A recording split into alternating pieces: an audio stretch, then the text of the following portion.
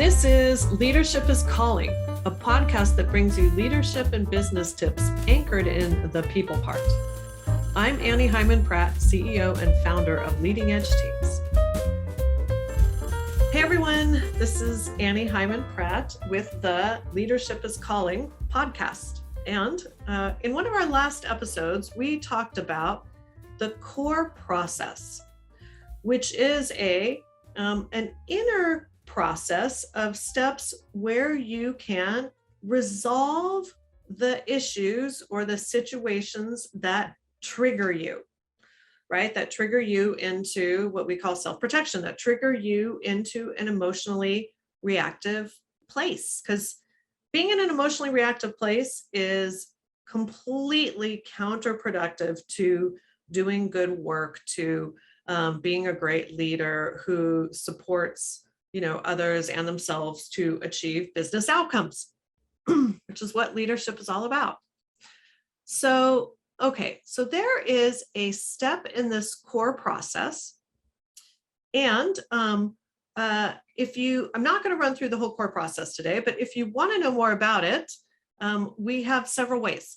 So you can grab the book, you can go to the website, and I believe we have a new opt-in to walk you through the steps of the CORE process. Okay, so the thing about the CORE process is that we want you to learn all the steps because that's the best way to resolve for the future, resolve the things that trigger you into an emotionally reactive place. All right, and even though there are 5 steps in that process, the thing is, any one of those steps is actually really powerful, even on its own. And there is one step that I think is extraordinarily powerful, that sort of like 10x's the power of all the other steps when you can really learn how to do it. To me, it is the most important part for humans to truly get neutral, to come back into a place of, I'm okay in this, and therefore I can see all the options. I can think better. I can stop worrying about myself and really focus on what needs to be done here. How I can help others.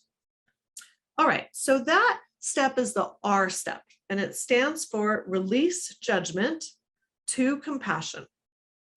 All right.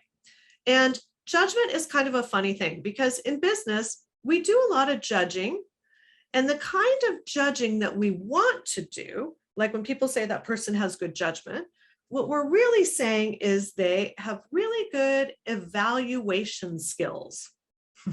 Really means that they are good at looking at a situation and, understanding the parts enough to know this is going in a way that will achieve the outcome, or this is not going in a way that will achieve the outcome. Okay. Where the judgment comes is when we put a kind of a values-based or a morality on it. So meaning a judgment is when we take a situation or a set of facts, and instead of it just being the facts, it's like, we're going to add on, it's good or bad, right or wrong. Like it should be this way, and it's not, or it shouldn't be this way, and it is. So that's when a situation starts to, it's like it tangles up inside of us. It's like it becomes a thing that we can't help but become self-protective in, because making those kinds of judgments, right or wrong, good or bad, that puts us sort of, in this danger spot with respect to our world. The thing is in today's day and age, it's not true. So in a much older time, we needed to be figuring out what's good or bad immediately so that we, didn't eat poisonous berries, so that we didn't miss, looking ahead for rattlesnakes. all of that. But in today's day and age, we are rarely worried about our physical well-being.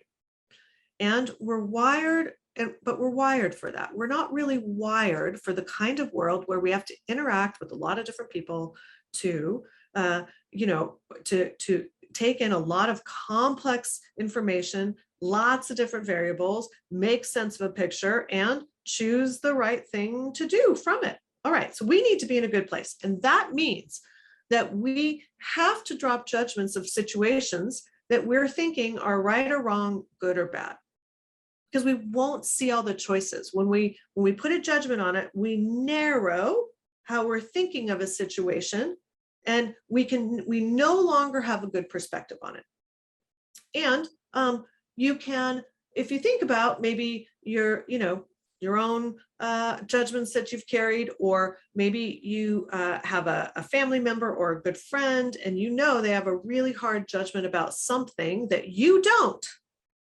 And you're like, wow, they don't see that. The way they see that is hurting their ability to achieve whatever it is. Their ability to achieve a lot more friends, their ability to get along better with their coworkers and get a promotion at work, their ability to, oh my gosh, something as simple as their ability to stick to a diet or an eating plan. It is very well known that people who are self-critical about themselves on a diet have a much worse chance of sticking to that diet than a person who is much more self-forgiving. And counterintuitive, but super, super true.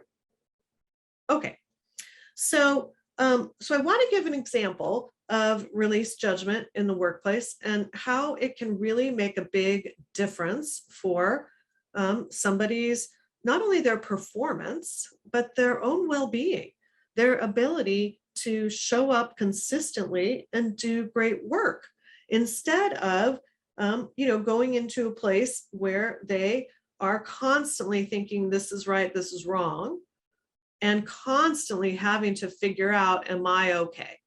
That's the problem with the right, wrong thing. It's like it automatically goes to, am I okay?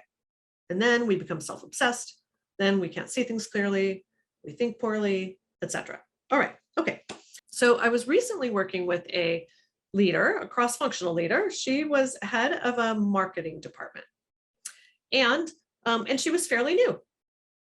And one of the things that she was really struggling with was she would show up to these meetings that where people would be presenting, other leaders would be presenting ideas for things that would impact marketing, or their ideas for what should happen on certain products that she would then had the marketing for.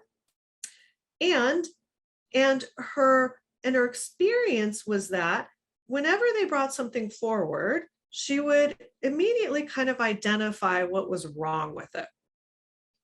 Okay. And she certainly had a lot of prior experience, but she didn't have a lot of prior experience at this particular company. And so she would say what was wrong with it in the best way that she could. But after a few meetings, she started to feel like, oh, wait a minute, I'm always negative. I'm always saying what's wrong. I think I'm going to be perceived as, a complainer. I think I'm maybe creating a reputation for myself that I am, I always think I know the best thing and I just got here, right? Something like that. So I think, there's probably a lot of people out there who can really relate to being in a situation or in some circumstances where you kind of feel like you're right and everybody else is wrong most of the time. Like it's a hard situation. All right. So to change that situation, what would be typical for so many people is to just go to the place of, okay, let me figure out how to just pick my battles. I am going to stuff it. I am going to tell myself that I'm just not going to complain. I'm not going to tell them what's wrong. I'll just live with it. I'll try to fix what I can later, etc. Okay, so that is one way to deal with it, but it is kind of a disaster when you start to actually implement that. Because what happens is you aren't really aligned. So then if you're that person, you're sitting in the meeting going, I don't think we're doing what's best for the business here. But I don't feel like I can say anything. So I'm not sure really what to do. I don't even think I'm going to be successful. I don't even know if I like it here anymore. It goes down to this place of you can't bring your value. You don't feel valued. You are left in this place of constantly trying to cope with a situation that is, that you don't think is the right one, that you think should be going differently. And that is a giant, giant problem. You maybe can do it for, a day or two, and then it starts to really impact you and everybody else on the team super negatively, worse than you having the reputation of being a complainer. Okay, so the good news is you don't have to have either. There is another answer to this, and it's a counterintuitive one, because what we're looking for here is a whole different way to relate to this situation. Because if you can relate better to this situation, you can approach it differently. You can approach it in a way that actually could get the information across you need to get across, and do it in a way that is positive for everybody. Okay, so how can that happen? The very, very first thing is we've got to learn to release the judgments. Okay, and then this example, there's a few judgments going on. Okay, the first judgment is they're doing it wrong. Okay, my coworkers are doing the wrong thing. Okay, that's a judgment, right? It's not just they're doing a thing that might not achieve the outcome. Okay, that's a factual way of looking at it. They're doing a thing, it might not achieve the outcome. But this idea of they're doing it wrong, and that they aren't listening to me, that they should, they aren't respecting the advice that I bring from my background of lots and lots of great experience, right? It can very quickly feel almost disrespectful that they're not taking my advice and that they're therefore doing it wrong. Okay, that's the first judgment. The second judgment, or first kind of set of judgments there. Okay, the second kind of big judgment is I'm a complainer of like, I am saying all these things in a way that makes me a negative complainer. And that's a bad thing. Okay, obviously. So that's, it might seem factual, but it's not. Because who's to say what anybody perceives you as, first of all? It's all situational and relative. I might be perceived as a complainer in some situations, not in other situations. It's like that's a very judgmental evaluation. It's not just I'm saying things that I think won't work in this picture to get the outcome. Okay, that's the factual thing. And I say those things a lot of times. Okay, and that's just the facts. When you say, ergo, I'm a complainer, that's when we get a judgment on it. All right, so those are two judgments that we want to let go of. All right, so the first judgment about they're doing it wrong, right? They're not listening to me. There's a few, how I think of it is like, whatchamacallit, there's a few, I might have to edit this part of it. There's a few techniques. Great. Okay. There's a few techniques to help release judgments. One of the first ones I think of as the crystal ball or the wizard test. Okay. Meaning when I'm evaluating or when I'm judging a situation as they're doing it wrong, right? Do I have a crystal ball to know that's true? To know that the way they're doing it is definitely 100% going to turn out so much worse than the way I would have done it. Okay. So considering none of us have a crystal ball, I think most of us can easily come to the place of like, no, that's not true. We actually don't know. Because the way I was thinking about doing it, we don't even know if that could have worked at all. We didn't talk a lot about it. We didn't get all the way through to, what would the plan be? We didn't talk about the risks and challenges. The next thing is I'm pretty new here. I'm not even totally certain how it would go. There might be a lot of things I don't know about this situation. There might be some things that they do know about this situation.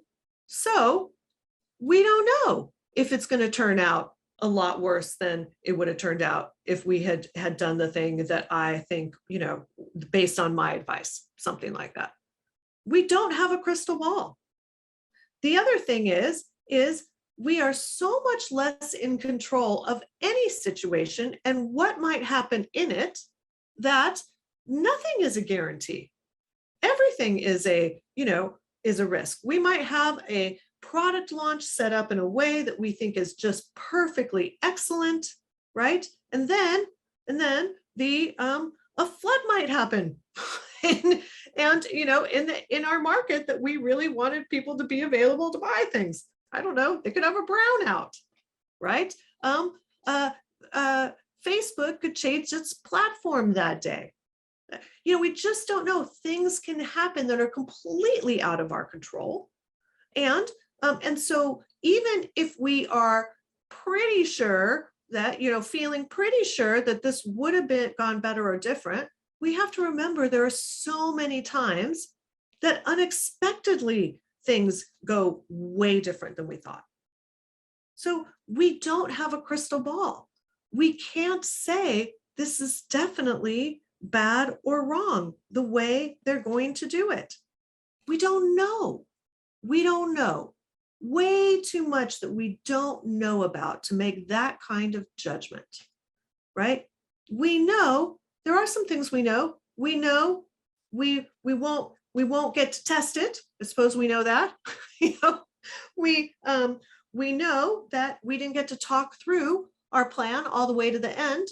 Okay, but we don't know how it would have turned out. So we could release that judgment of they're doing it wrong. We just don't know that. They could be doing it perfectly right for the situation with a bunch of variables that we don't know about that are going on. Okay, so super, super important as a way to drop that judgment, right? Okay, let's take the second judgment. The second judgment is, that I'm a complainer. And that's bad or wrong. I'm being perceived as a complainer, and that's bad or wrong. Okay, so here's the thing. We are not other people. We have so much less understanding of how we're being perceived, especially in situations that we're fairly new in, than we might think.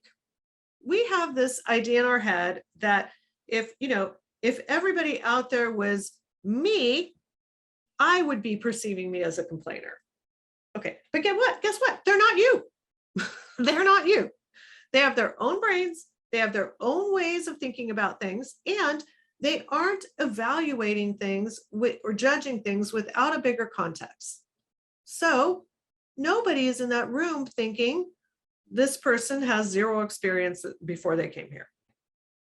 Every one of those people has been new in the company at one point or another, right? Everybody is also aware of the fact that they're not the top marketing expert in the company.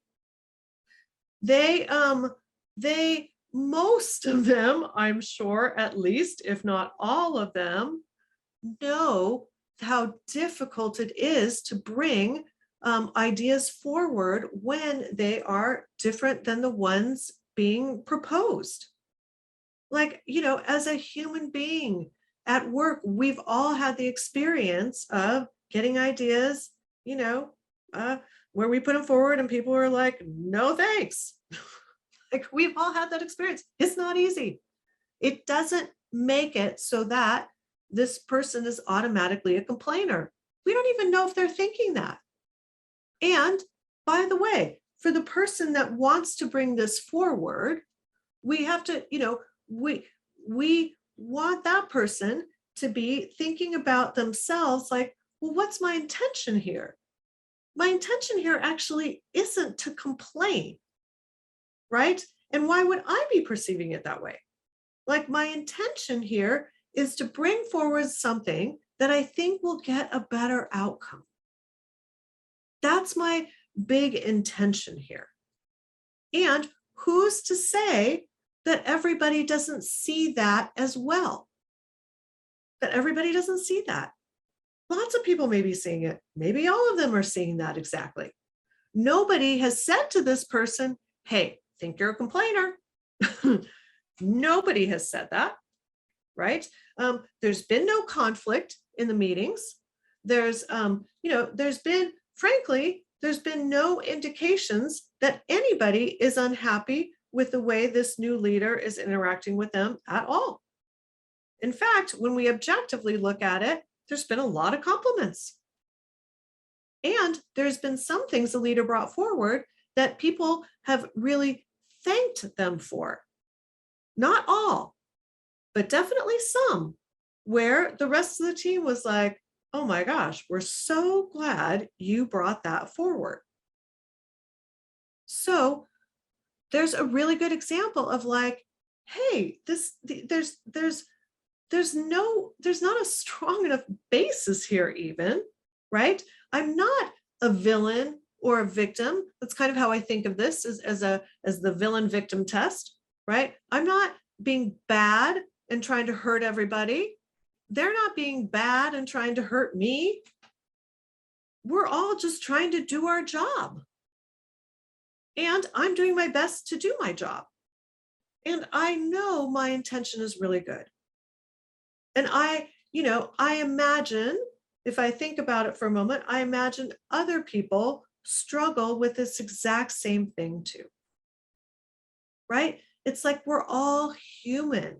We can have compassion for, oh my gosh, it's hard to be new. It's hard to bring forward your ideas. But once this leader was able to drop that judgment of, I think I'm being a big complainer here, or the second judgment of, I think they're doing the wrong thing. I think it's like, they're sort of deliberately, kind of doing it badly.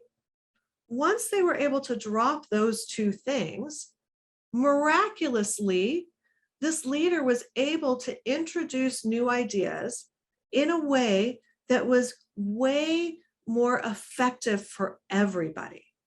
Way more effective.